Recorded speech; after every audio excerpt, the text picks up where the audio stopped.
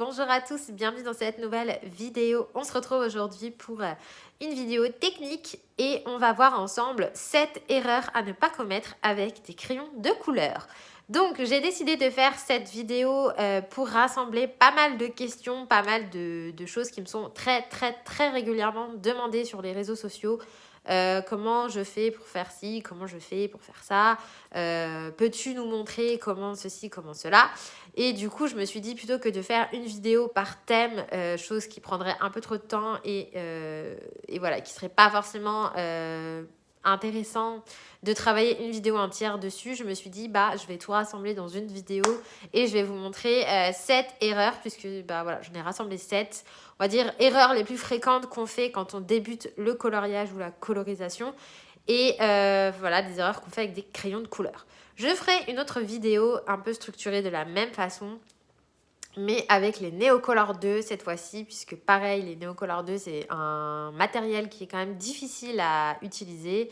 Moi personnellement j'ai fait des frasques pas possibles avec ça, j'ai fait plein de trucs que j'aurais pas dû faire, donc ça fera l'objet d'une future vidéo, il n'y a pas de souci. Là aujourd'hui on va parler crayons de couleur, je vais vous montrer 7 erreurs à ne pas faire avec des crayons.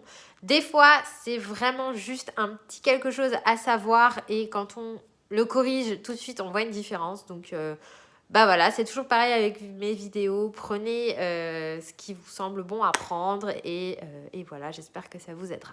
On se retrouve face bureau et on va voir ensemble quelles sont ces 7 erreurs. Et voilà, je vais vous montrer en gros sur un colo ce que ça peut donner ou pas et comment il faut faire. À tout de suite. Du coup, on se retrouve face bureau avec mon livre tuto donc de Anna Carlson et on va commencer avec les erreurs avec des crayons de couleur. Donc pour cette vidéo, j'ai pris mes Pablo de Caran d'Ache. Bon, je vous avouerai que ça n'a pas vraiment d'importance la marque du crayon pour faire cette vidéo parce que c'est valable avec toutes les marques, mais c'est vrai que les Pablo, j'ai l'impression qu'ils sont assez controversés. C'est soit on les aime, soit on les déteste. Pourtant, moi personnellement, je les adore. Voilà, ils ont tous les critères des crayons à l'huile, donc bon. Après, forcément, ils ont aussi des défauts qui vont avec. Bref, c'est pas le sujet. Donc, je vais faire cette vidéo avec les Pablo. Alors, première chose et première erreur, c'est pas très grave en soi, mais c'est sur la taille des crayons. Sur la taille des crayons et comment tailler un crayon. Et là, il y a pas mal d'erreurs qui se font parce que, mine de rien, la façon dont vous taillez votre crayon, c'est hyper important pour le résultat sur le papier. Parce qu'un crayon mal taillé, forcément, au niveau du papier, ça va faire quelque chose de moins intense qu'un crayon qui est bien taillé. Forcément, si vous avez un crayon taillé très pointu, ça va vous faire quelque chose de beaucoup plus intense que si vous êtes sur une ligne qui est complètement aplatie et du coup, ça va vous faire quelque chose de plus clair. Alors, déjà à savoir sur un crayon, quand est-ce qu'on le taille ? Un crayon, ça se taille régulièrement. Alors, l'erreur à ne pas faire, et que beaucoup font malheureusement, c'est d'attendre que votre crayon soit complètement à plat pour le tailler, en se disant « Ah comme ça, je le taille moins souvent et j'économise la mine. » Non. Si vous faites ça, en fait, ce que vous allez faire, c'est que oui, vous allez avoir l'impression de moins tailler votre crayon, mais quand vous allez le tailler, vous allez dégager le bois et vous allez tailler en fait de ça d'un coup. Donc, c'est pas économique. En fait, ce qu'il faut faire, c'est tailler votre crayon régulièrement, de faire en sorte en fait que la mine soit toujours pointue. Même si c'est donner un tout petit coup de taille toutes les 10 minutes, vous verrez qu'au final, vous taillerez moins que si vous faites comme ça et vous taillez ça d'un coup pour avoir la mine bien pointue. Donc, moi, ce que je fais, c'est que voilà, j'utilise le DAL 133, je vais dégager un petit peu le bois autour. Et une fois que je l'ai suffisamment dégagé, je viens faire un petit coup avec celui-ci, juste un tour pour vraiment aiguiser bien pointu. Et ça, je le fais régulièrement, je le fais toutes les 10 minutes, tous les quarts d'heure s'il faut. Et je peux vous assurer que mes crayons, ils descendent vraiment très lentement. Ça va faire 1 an que j'ai les Pablo, même plus d'1 an, ça fait 1 an... Oui, ça fait 1 an et demi que j'ai les Pablo. Je les ai eu en juillet 2018. Et franchement, le crayon le plus descendu, c'est celui-ci. Et je m'en suis servi je ne sais combien de fois. Et franchement, comparé à ce jaune-là que j'ai très peu utilisé, ça va. Enfin, je veux dire, en 1 an et demi, j'ai perdu ça. Même pas, ça. Donc, vous voyez que ça fonctionne. Il ne faut pas tailler votre crayon. En fait, il ne faut pas attendre que votre mine soit complètement à plat pour tailler. Et ça, en fait, moi, au départ, je le faisais. Et en fait, j'ai demandé du coup à des amis qui sont dessinateurs et qui, eux, bon, n'utilisent pas forcément les crayons de couleur, mais utilisent beaucoup des crayons à papier et qui, eux, le taillent carrément au cutter. Et ils me disent, nous, on n'attend pas que notre mine, elle soit de ça pour venir tailler au cutter. Ils le font régulièrement pour venir dégager le bois, si vous voulez, et dégager la mine au cutter régulièrement. Voilà. Ils n'attendent pas que ça soit complètement... parce qu'en fait, le fait de faire ça, c'est un petit peu ce qu'on ferait si on était à l'école. Et là, dans ce cas-là, vous allez perdre pas mal de mine parce que vous allez tailler beaucoup d'un coup. Voilà. Donc ça, déjà, c'est la première erreur. Donc bien, pour économiser les crayons, taillez-les régulièrement. Ensuite, deuxième erreur, et celle-ci, on la voit très souvent chez les débutants, il ne faut pas appuyer avec ce crayon. Si vous appuyez, votre dégradé, en fait, si vous voulez, vous allez diminuer la capacité de votre crayon. Votre crayon, il a une capacité, enfin en tout cas le pigment a une capacité de saturation du papier. Si vous appuyez trop fort dès le départ, vous allez augmenter la saturation du papier. C'est-à-dire qu'au lieu de saturer au bout de 3-4 couches, il va le faire au bout de seulement 2. Et du coup, votre dégradé va être moins joli. Ou alors, vous allez trouver que des crayons, type les Pablo, vous allez me dire, ah bah non, moi j'y arrive pas, ils font des traces, non ça va pas. Mais c'est pas que c'est forcément le crayon, c'est peut-être votre façon de colorier qui ne va pas avec ce crayon-là. Et quand vous arrêtez d'appuyer sur vos crayons, je vous assure que vous verrez, les crayons seront bizarrement mieux. Donc, exemple concret. Donc on va prendre, non pas celui-là, donc on va prendre ces 3 crayons là. Donc celui-ci n'est pas assez taillé, donc qu'est-ce que je viens faire? Je viens le tailler, donc je fais quelques petits tours et ensuite je viens faire 1 ou 2 tours dans mon tigane. Alors, déjà, je vais vous montrer ce qu'il ne faut pas faire. C'est-à-dire appuyer comme un malade. Donc je vais faire sur la petite pétale. Donc si j'appuie fort sur le crayon dès le départ, voilà ce que ça va faire.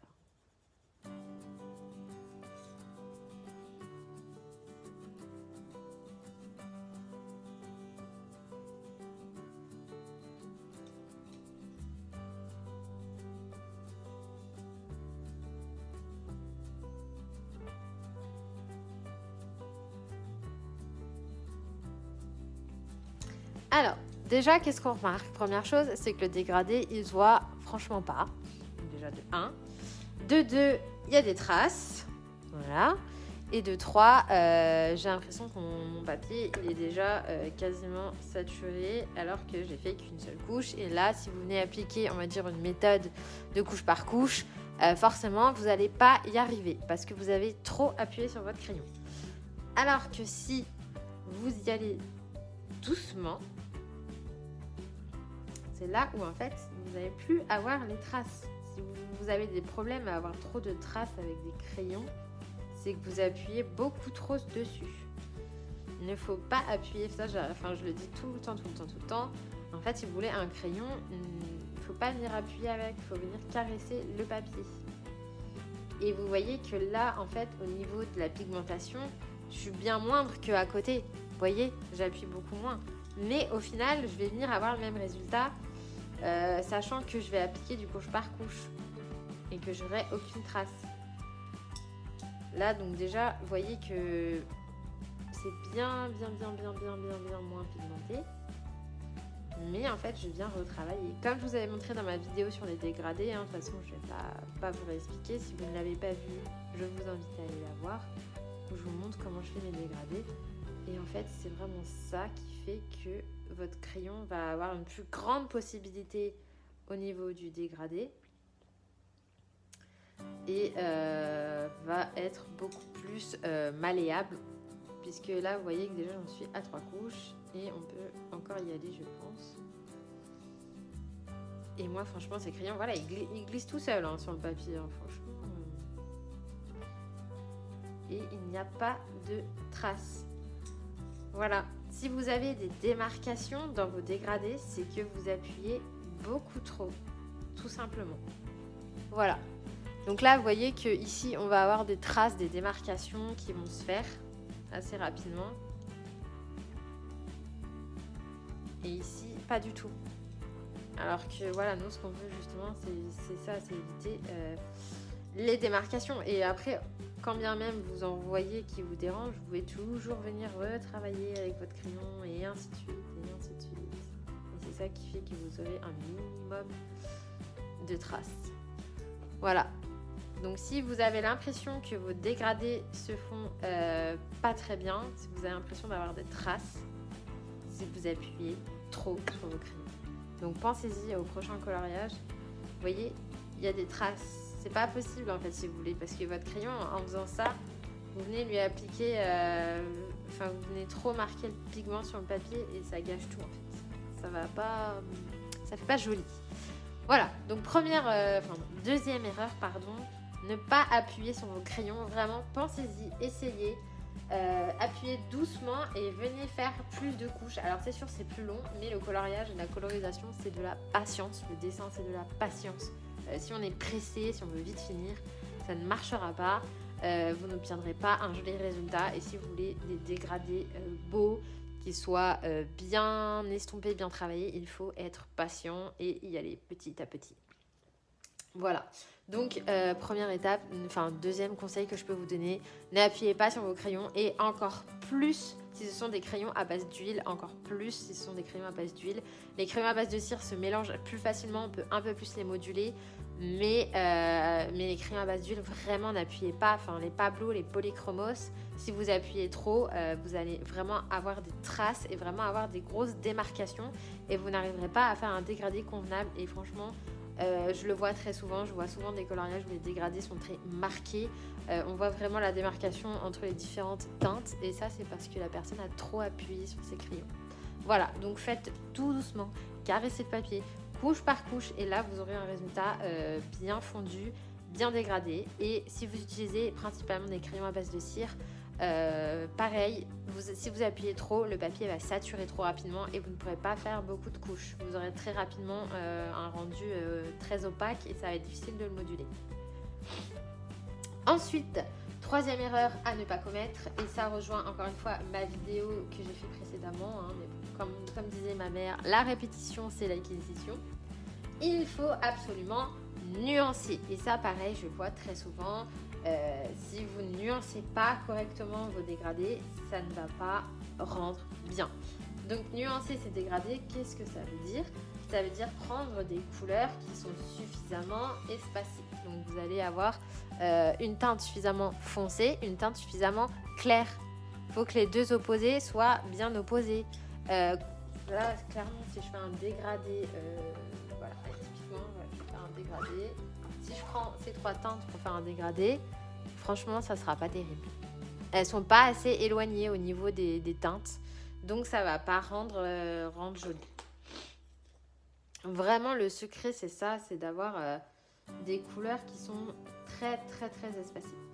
Donc là, bon, je fais à l'arrache parce que je ne veux pas non plus que la vidéo dure 3 milliards d'années à faire 36 000 dégradés bien travaillés, donc je fais à l'arrache. Mais c'est juste pour vous montrer que si vous choisissez des teintes qui sont correctement, on va dire, nuancées, espacées au niveau du nuancier, ça va rendre beaucoup plus joli. Voilà, donc ça c'est pareil, je le vois souvent. Souvent je vois des pétales, des fleurs, des fruits, beaucoup de choses et le dégradé n'est pas assez nuancé, n'est pas assez forcé. En fait, il faut vraiment bien prendre du très foncé et du très clair et c'est vraiment pour ça qu'une belle gamme de crayons de couleur doit avoir des teintes très foncées et doit avoir des teintes très claires. Sinon, voilà, moi je suis souvent là, les Pablo c'est vraiment top parce que vous avez des couleurs très très claires et vous avez des couleurs très foncées, bien que je trouve qu'il manque encore un vert foncé. Le vert le plus foncé n'est pas assez foncé pour moi. Et c'est pour ça que souvent je vais chercher dans les Light Fast qui ont une gamme de foncé extraordinaire. les luminances aussi, et c'est pour ça souvent c'est difficile à faire les pigments foncés parce qu'ils sont très très concentrés. C'est pour ça souvent que ça se retrouve dans les gammes artistes et chères. Voilà. Donc là vous voyez que j'ai fait qu'une seule couche, j'ai pas appuyé, donc le dégradé est bien lisse, il n'y a pas de démarcation.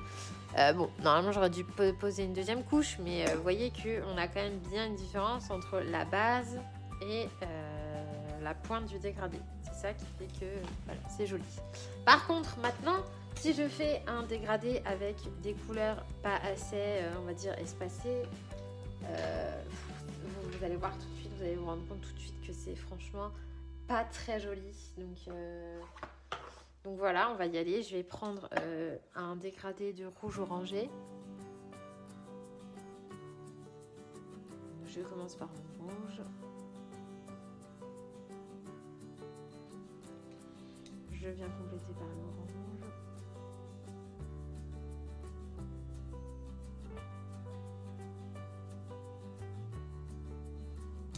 Et je viens terminer par l'orange le plus clair.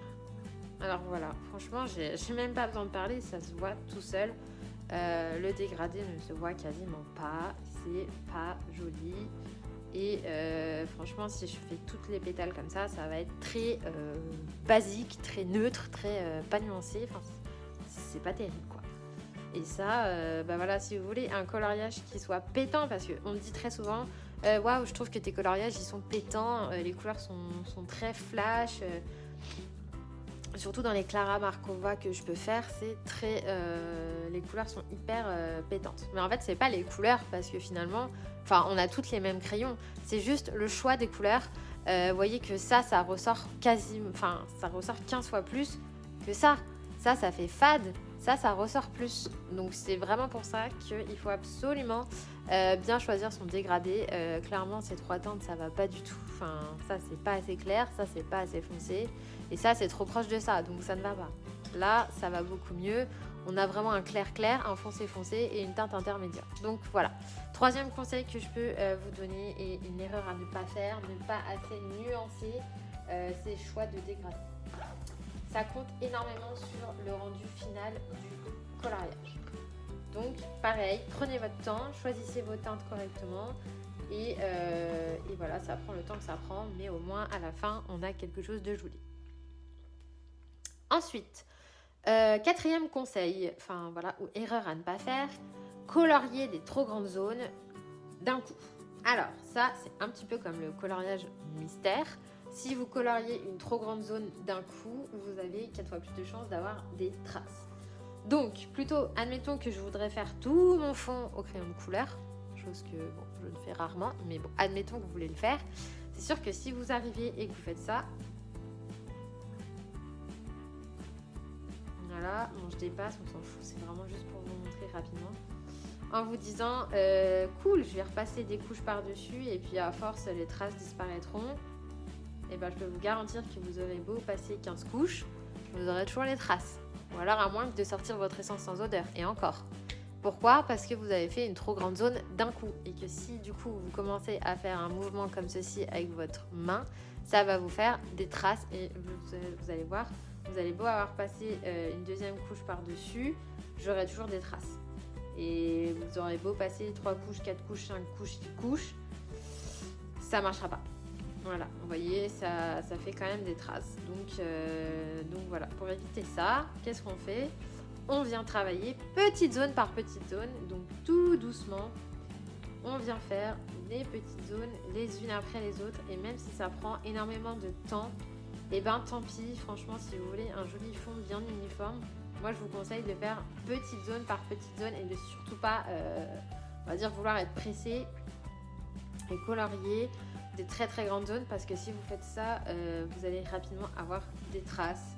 Donc voilà, bien faire un petit mouvement circulaire avec son poignet et venir travailler petite zone par petite zone. Et franchement, vous voyez tout de suite la différence. Ça fait beaucoup moins de traces et c'est plus intense. Voilà, donc surtout ne coloriez pas, même je veux dire, c'est une grosse feuille, un gros visage ou n'importe quoi. Allez-y, petite zone par petite zone. Commencez par faire vraiment un côté de la feuille ou l'autre côté. Mais surtout, ne faites pas tout d'un coup avec des grandes zones, sinon vous allez multiplier vos chances de faire des traces et ça sera moche. Ensuite, le conseil suivant, enfin l'erreur à ne pas faire et qui donc va de pair avec celui-ci, c'est de maîtriser son geste. Quand on colorie toujours de la même façon. Je veux dire, c'est soit vous faites des mouvements, on va dire, aléatoires, un petit peu au niveau des traits comme ceci, à la limite, soit vous faites un petit mouvement, je vais vous zoomer, soit vous faites un mouvement circulaire, mais quoi que vous choisissiez, faites toujours pareil. Parce que si vous commencez à faire un petit coup comme ça, ensuite un petit coup comme ça, ensuite un petit coup comme ça, non mais là, vous voyez, c'est moche, ça fait des traces, ça ne va pas. Donc vraiment, il faut voilà, bien colorier toujours de la même façon, maîtriser son geste. Et voilà, encore une fois, moi j'utilise la technique des petits cercles, j'utilise également dans les coloriages mystères. Enfin voilà, c'est vraiment ma technique pour colorier, c'est de faire des petits mouvements circulaires comme ceci. Et en fait, au bout d'un moment, ça devient tellement naturel que j'y pense même plus en fait. Ça vient tout seul. Et c'est ma façon de colorier au quotidien, donc vraiment en faisant des petits mouvements circulaires comme ça. Et c'est vraiment naturel en fait, si vous voulez, j'y réfléchis pas. Et je trouve que c'est carrément plus joli que de faire des traits. Traits comme ça, je trouve ça. En plus, franchement, vous allez avoir tendance à plus appuyer en faisant des traits qu'en faisant des petits cercles. Donc maîtrisez votre geste, choisissez une façon de colorier et faites toujours la même, sinon pareil, vous allez avoir des traces. Ensuite, avant-dernière erreur à ne pas faire, et je l'ai dit plus tôt, c'est ne pas passer assez de temps sur son dégradé. Si vous êtes pressé et que vous allez trop vite, vous allez vous retrouver avec un dégradé comme ça ou comme ça. C'est-à-dire là, vous faites que 2 couches parce que vous avez la flemme. Résultat, il y a des traces.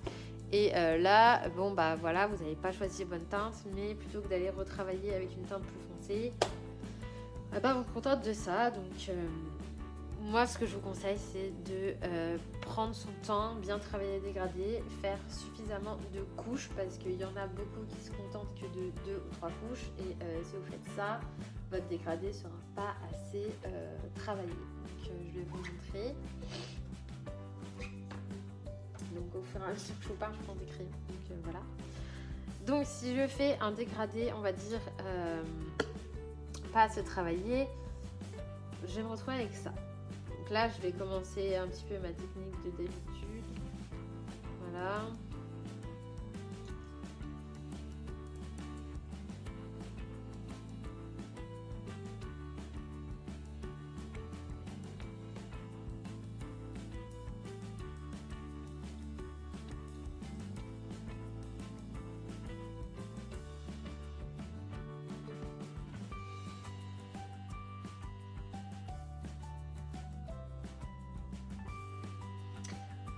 Donc voilà, j'ai fait mon dégradé et hop, je m'arrête ici. Et ben non, franchement, si vous faites ça, je trouve que c'est pas assez nuancé, pas assez joli. C'est vraiment important de venir travailler en couche par couche, de venir foncer son dégradé, de venir, voyez, le travailler en faisant plusieurs couches parce que voilà, accentuer certaines teintes, venir repasser sur les dégradés. Et voilà, prendre son temps, travailler en couche par couche, ça prend le temps que ça prend, mais encore une fois, ce n'est pas une course. Si vous faites que 4 coloriages dans le mois, mais que ces 4 coloriages-là sont super beaux, bah c'est mieux que d'en faire 8, mais 8 pas très travaillés. Voilà, donc prenez votre temps et passez du temps sur votre dégradé. Et enfin, dernière erreur, et forcément l'erreur la plus courante, l'erreur la plus difficile à corriger parce que ça demande aussi de la technique, c'est mal placer ses ombres et ses lumières. Donc ça, malheureusement, ça s'apprend pas du jour au lendemain. Il faut, on va dire, comprendre un petit peu le fonctionnement.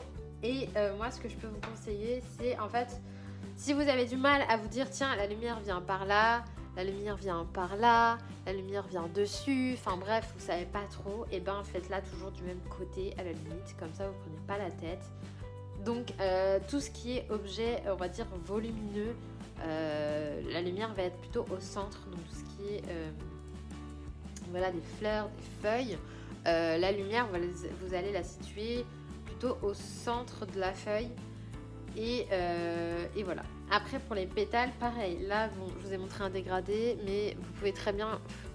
Les deux fonctionnent. Vous pouvez très bien mettre la lumière au milieu ou la lumière qui vient par-dessus comme ça avec le plus clair en haut, ça fonctionne. Pour celle-ci, clairement, non, je vais pas mettre la lumière au milieu parce que c'est une fleur qui tombe. Du coup, c'est plus logique qu'elle soit en haut. Donc, moi, ce que je vous conseille vraiment, et moi, je l'ai fait, ça a marché, c'est vraiment d'apprendre, entre guillemets, par cœur là où vous situez vos ombres et puis de faire toujours pareil, en fait. Hein. Vous faites une feuille, vous faites le contour en vert foncé et ensuite... vous continuez votre dégradé avec la lumière au centre de la feuille et ça fera toujours un petit peu la même chose, mais au moins ça sera réussi. Pour les visages, c'est pareil. Vous apprenez par cœur que vous avez votre lumière sur le nez, sur les pommettes, sur le menton, sur le front. Et vous avez les ombres plutôt au contour du visage. Et voilà, vous faites toujours la même chose et vous ne posez pas la question. Là, en fait, c'est un petit peu pareil. Apprenez que vous avez la lumière au centre du pétale et voilà, vous faites toujours pareil et comme ça vous n'êtes pas embêté.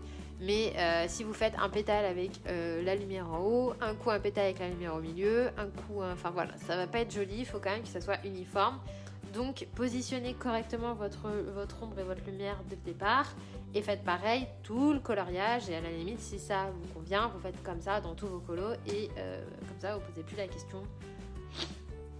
Moi c'est ce que je fais quand je fais un coloriage, je m'amuse pas à me demander tiens là où est-ce que je mettrais la lumière non, je me prends pas la tête, je fais toujours la même chose, voilà mes champignons je mets la lumière en haut, les feuilles je les mets au milieu et je vais pas trop chercher plus loin. Et ça fonctionne très bien. Donc voilà, à moins que vous faites un coloriage avec une source de lumière comme une lampe ou un soleil, une lune ou quelque chose vraiment là, bon, ça va être plus compliqué, il va falloir faire la lumière qui tourne autour de ça et l'ombre plus éloignée. Mais si vous faites un coloriage classique comme ça où il n'y a pas vraiment de source de lumière définie, faites toujours la même chose. Voilà. Et puis si vous ne maîtrisez pas encore la lumière, évitez les colos où il y a une lampe ou quelque chose comme ça. Au départ, moi c'est ce que j'ai fait, j'ai évité vraiment tous les colos comme ça pour pas trop les foirer dès le début. Voilà, donc c'est tout ce que je voulais vous dire niveau les 7 erreurs à ne pas faire. J'espère que ça vous sera utile. Je pense que là, je me suis bien répétée, bien dit ce que je pensais, enfin en tout cas mes conseils. Et on se retrouvera pour une vidéo similaire sur les Neocolor 2. Et pareil, je vous montrerai un petit peu ce qu'il ne faut pas faire et ce que j'ai pu faire et qui n'a absolument pas fonctionné. Voilà, donc avant de se quitter, je vais juste prendre 5 minutes pour vous montrer un coloriage que j'ai fait et où on retrouve les erreurs citées. Comme ça, ce sera peut-être plus parlant. Donc à tout. Je vous disais, je vais vous montrer des coloriages que j'ai pu faire qui sont très très moches, absolument ratés et je crois donc forcément les plus dégueux de toute ma carrière de coloriste. voilà. Donc celui-ci, il est issu du livre de Denise Klett, Mermaid in Paradise. Je vous l'avais déjà montré dans une vidéo. Donc c'est le coloriage que j'ai fait que j'aime le moins. Et dedans, on retrouve toutes les erreurs à ne pas faire. Donc déjà, première chose, j'ai clairement trop appuyé sur mes crayons. Puisqu'on voit que ici c'est beaucoup trop pigmenté, enfin surtout sur les fleurs, ça va pas du tout. Il y a des traces, franchement je sais pas si vous allez voir, mais on voit quand même bien la démarcation du foncé vers du clair. C'est vraiment moche à souhait. J'ai pas du tout assez nuancé les couleurs évidemment, donc là on n'a même pas de dégradé en fait. Voilà, j'ai essayé d'en faire un pour le violet, mais là je pense que vous voyez bien. Je vais zoomer à fond, mais là on voit bien qu'il y a une grosse démarcation. Donc ça c'est que j'ai trop appuyé et en plus j'ai pas du tout assez nuancé mes couleurs. Le foncé n'est pas assez foncé et enfin voilà, c'est quoi cette grosse démarcation horrible. Enfin là pareil, c'est complètement raté. Le foncé n'est pas assez foncé. La feuille, on en parle de la feuille. J'ai beaucoup trop appuyé. Le dégradé n'est pas fondu. Le foncé n'est pas assez foncé. Le clair n'est pas assez clair. Enfin voilà, résultat c'est fade. C'est moche et le dégradé n'est franchement pas beau et le résultat final du coloriage est moche. Deuxième chose, pour le fond, j'ai voulu colorier sur une grande zone. Donc à l'époque, j'avais fait au pastel à l'huile, je crois. Enfin bref, j'ai voulu faire comme ça. Là, j'ai voulu faire des cercles, là, j'ai voulu faire des traits, ce que je vous disais. Je me suis pas mis d'accord. Résultat, il y a des traces, il y a des démarcations, c'est moche. La peau, les ombres sont très mal placées. Enfin voilà, il y a des endroits, il y a de l'ombre, il y a des endroits, il n'y en a pas. C'est pas assez dégradé, encore une fois, c'est pas assez foncé par rapport au clair. Là, enfin, bref, voilà, c'est une catastrophe. Toutes les erreurs y sont. Tout ce qu'il n'y a à pas faire y est. Et vous voyez, le rendu, c'est franchement très, très moche. Voilà, il n'y a pas d'autre mot, c'est moche. Deuxième colo que je peux vous montrer, que j'avais fait donc il y a très longtemps, c'est celui-ci. Et encore une fois, on retrouve toutes les erreurs. Donc, au niveau des fleurs, c'est mal dégradé, la lumière est mal placée, l'ombre est mal placée, le violet foncé n'est pas assez foncé, le violet clair n'est pas assez clair, et résultat, le dégradé est franchement dégueulasse, ça fait fade, c'est pas beau. Dans les plumes, on voit très bien que le dégradé est mal fait, il y aurait manqué une couleur intermédiaire, c'est pas assez nuancé, c'est pas assez travaillé, donc voilà, encore une fois, erreur de débutante.